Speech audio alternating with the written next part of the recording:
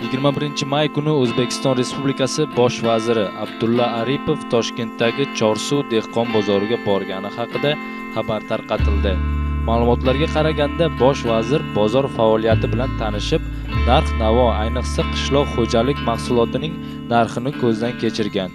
Bunga shu kunlarda kartoshka, piyoz kabi mahsulotlar va go'shtning narxi oshib borishi aholi o'rtasida vahimalar, bozorlarda navbat kutishlar yuzaga kelayotgani sabab bo'lgani aytilmoqda.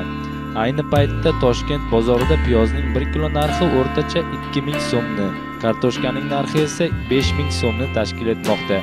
Shavkat Mirziyoyev viloyatlar bo'ylab o'tkazgan uchrashuvlarida kartoshkaning yangi navlarini ekish, aholini sifatli va arzon kartoshka mahsuloti bilan ta'minlash masalasini o'rtaga tashlagan edi.